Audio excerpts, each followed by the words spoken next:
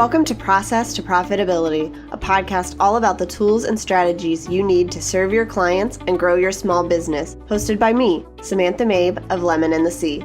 Join me as I chat with creative entrepreneurs and small business owners about how they built and grew their businesses and how you can do the same in a way that fits you. Let's get started. You're listening to episode 78 of Process to Profitability. Today, I'm talking about how to prepare for a website redesign.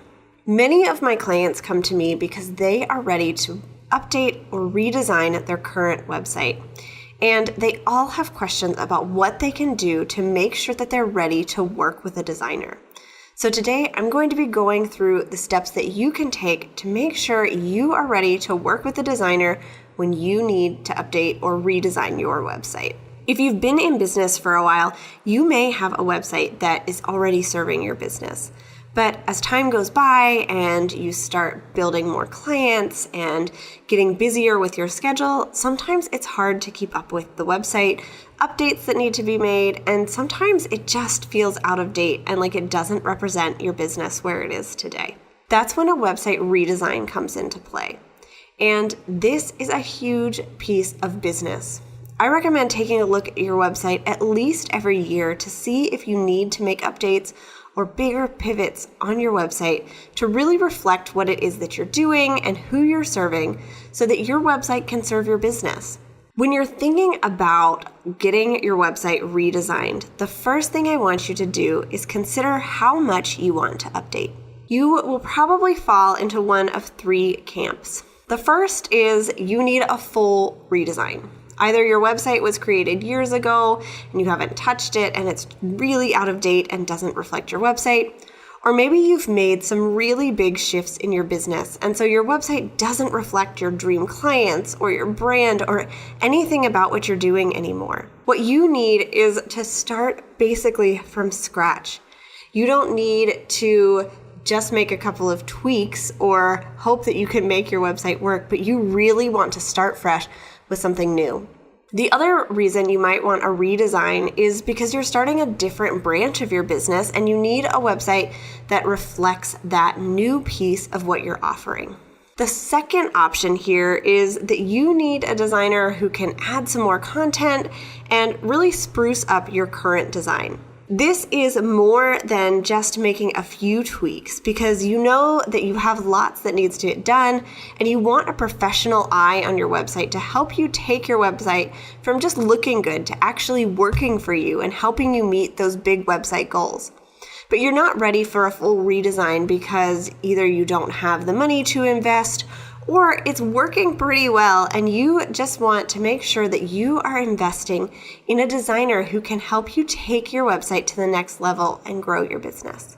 The third thing you might be looking at here is that you have specific updates that you want to make on your website and you just want to hire somebody to help you do those. What I suggest here is to have a list of those types of updates. Maybe you need to add some new pages to your portfolio, or there are a couple of small tweaks that you just can't figure out or don't have the time to play around with. And so you're ready to hire somebody to go in and make those for you, but you don't need a full redesign or a lot of guidance from a designer. Instead, you just need somebody to help you do the work who knows the platform and can get it done efficiently. Another thing to consider here as you're looking at your website redesign and considering what it is that you want to do is to figure out which platform either you are on or you want to be on. Because a lot of designers work on specific platforms, before you go into figuring out who you should hire, you want to figure out where your website is currently located and if you're staying there. If you are moving your website from one platform to the other, even if you want it to stay relatively similar in look and feel and functionality, that's going to fall more in the realm of a full redesign because it takes a lot of time to transfer over a design and getting working on a new platform. This is something I do for a lot of my clients. They have a website on a platform, but it's just not working for them. Maybe it's because they can't make updates themselves or something has happened with the security, but they want to be on a different platform like Squarespace and they want to hire a designer to help them with that.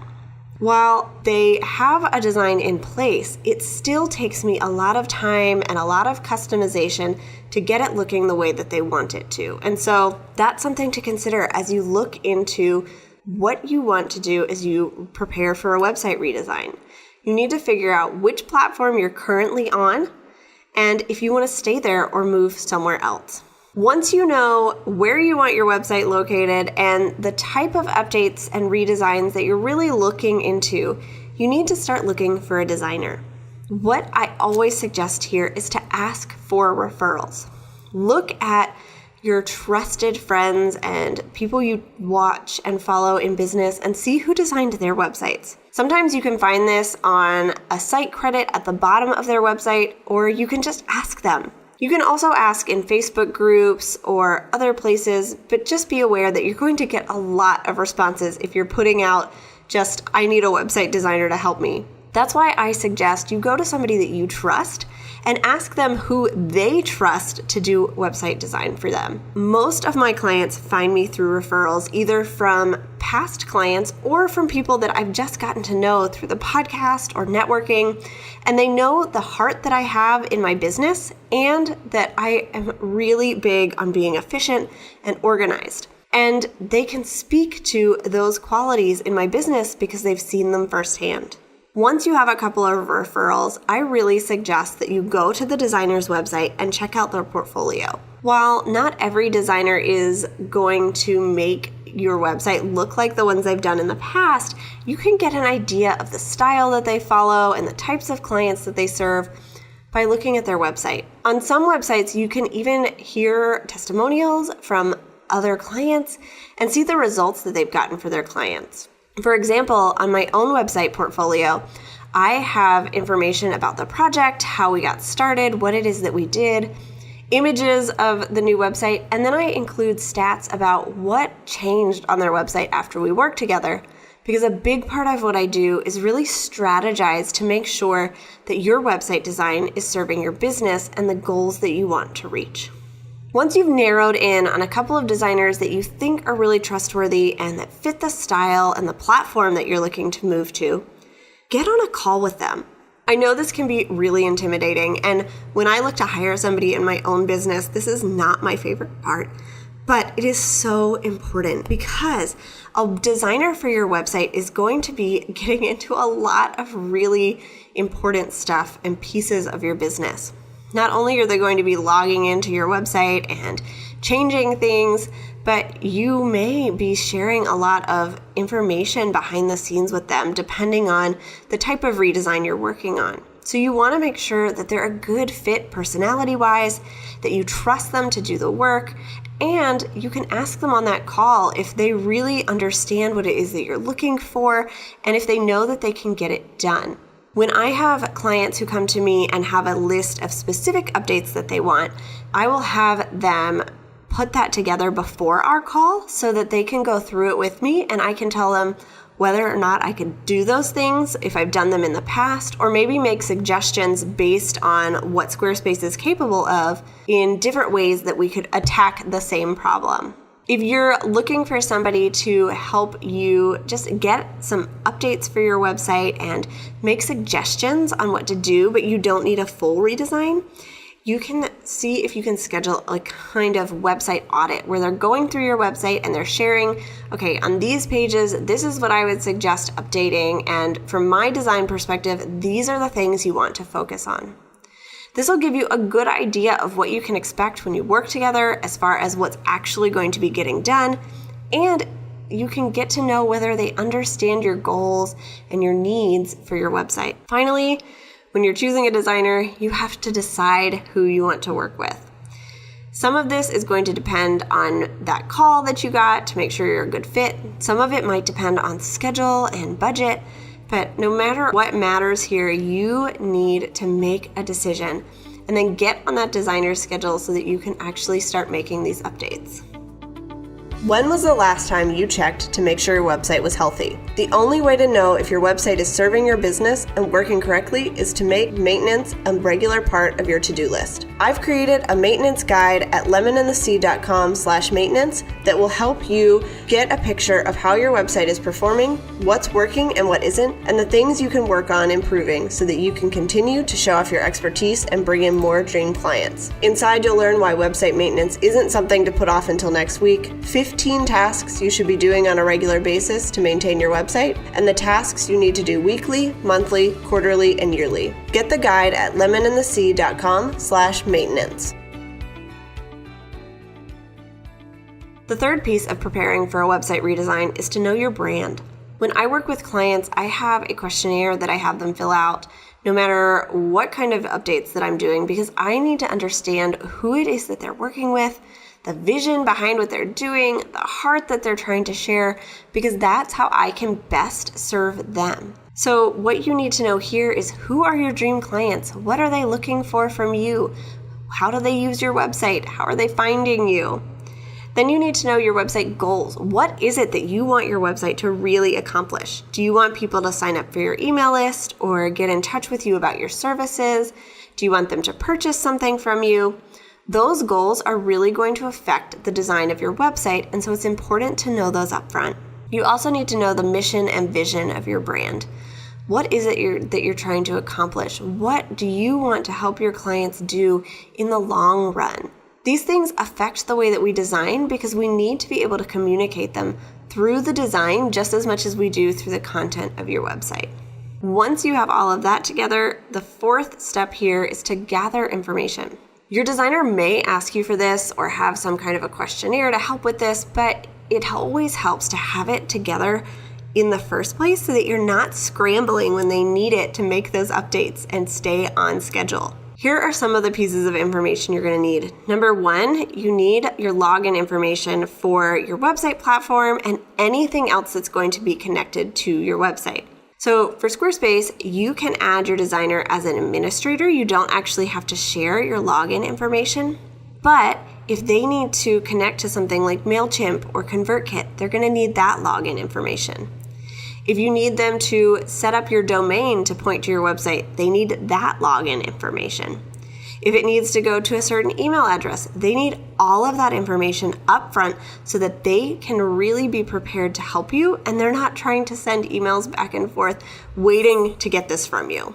The next thing you're going to need are all of your brand and design files. While your designer might not need all of them, it's always a good practice to have these in one place where you know where they're located. It is one of the first things I ask my clients for, because a lot of times what I'm updating on their website, while I may not be changing the brand files or the icons or the logo, I still need those files so that I can get the highest quality uploaded as possible.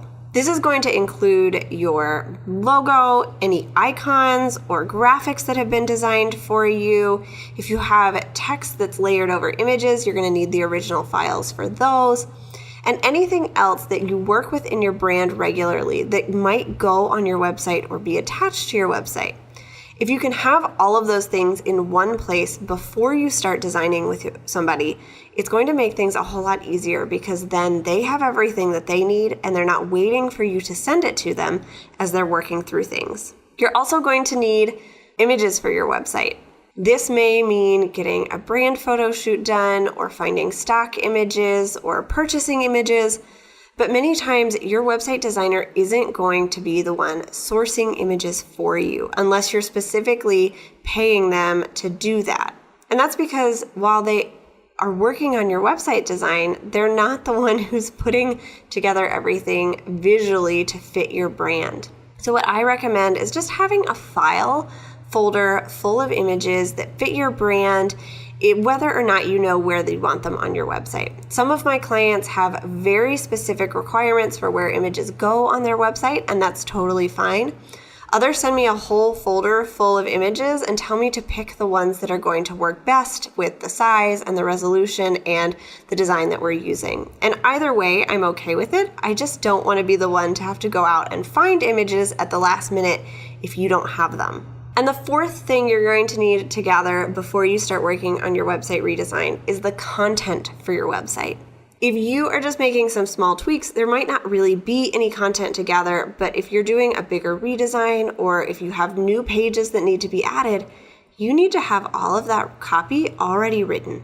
We can, as designers, work without that content together, but you're not going to get the full picture of the design until we actually have the words that are going on your website. And that's because you are going to have different lengths of things and titles are going to be in different places and the layout might look different based on the content you're putting on your website. So if you can have that up to date as soon as possible, it means that it's easier for your designer because they're not having to find filler text, and they can design based on what you're actually going to be putting on your website instead of just creating a layout that is generic and telling you we need about this much content. While I am happy to do that for my clients, tell them, on an about page, you need this many paragraphs and you need a bio and this sort of thing, it's also helpful if you have some idea of what it is that you want to share. Once you have all of that information together, it's time to get started on the project. So what's going to happen here is your designer is probably going to send you a contract. And this basically just protects both of you through the entire process of working together and outlines what it is that they've been doing and all of those other legal things. You're also probably going to pay some kind of a retainer invoice to get started. Unless you have been working with me for a while and you're set up to be billed on an hourly basis that I send out monthly, I always require new clients to put down a payment so that I can get started on their work. And then your job is to sit back and let the designer work and trust their expertise. You hired them for a reason. You got to know them, you trusted them, and you've told them what you want them to do. So what you need to do is trust their expertise as they work and not micromanage them.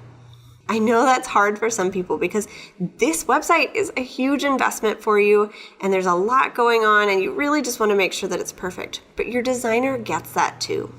And you don't have to worry that you're never going to see the design before it's finished. Your designer should be asking for feedback throughout the process. Depending on the type of redesign I'm doing, I may be sending emails a couple of times a day for small tweaks saying, it's done, you need to check it out and let me know if you want any changes, or it may take a week or two for me to get you a full website mock-up, but either way, I want your feedback because this is your website. So your designer should be communicating with you about what they're doing, when you can expect to see changes and updates, and then asking you for your feedback along the way. So be prepared to give that feedback. Be prepared to tell your designer, this is what I like, this is what I don't like, can we change things here and there?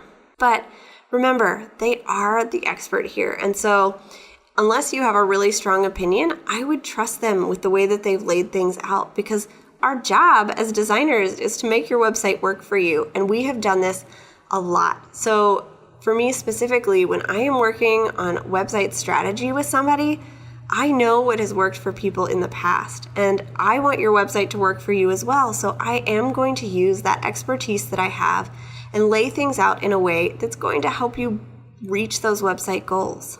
The final thing you can do to prepare for a website redesign is just to be ready to commit the time to getting all of this together.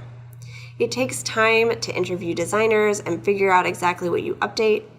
It takes time to gather all of these files and get them into the right place, and it takes time to give feedback. But it's going to take a whole lot less time for most people to hire a designer than to try to update their website themselves. So just make sure that you are building in time for your schedule to get all of these things done so that your website can stay on schedule for your launch or your release date or whatever it is that you're working towards. When my clients are readily available to answer questions and give feedback within a day or two of when I've asked for it, things go a whole lot smoother because then I am always having their project at the top of mind and I can make tweaks really quickly because I know exactly where I left off. If I have to wait a couple of weeks to hear back from you, then I'm sitting there working on other projects or trying to figure out what it was that we were referring to in the past. So just make sure that you set aside some time to communicate with your designer throughout this process. Here are your action steps for the day. Number 1, brainstorm a list of updates you need to make on your website. We all need to make updates on our website, whether it's adding new projects to our portfolio or changing our pricing, adding new PDF guides, whatever it is, you're going to have some updates to make. So just start a list. Even if you're not ready to hire somebody yet, by putting together a list now, you can remember those things down the road. Number 2 is to make sure that all of your brand and design files are in one place. I have all of mine saved on my computer in one file so that I have everything handy whenever I need it. This is going to be super helpful for you as you are making updates to your brand and sending things to your clients, and it's also going to be helpful when you hire a designer. And number 3, if you are ready to hire somebody to help you with website updates or a full redesign, ask around for some referrals to see who other people trust and to start the process of figuring out who it is that you might hire for your website redesign. Thanks for listening to Process to Profitability. Please take a minute to leave an honest review in iTunes so that I can help more small business owners and creative entrepreneurs find the show.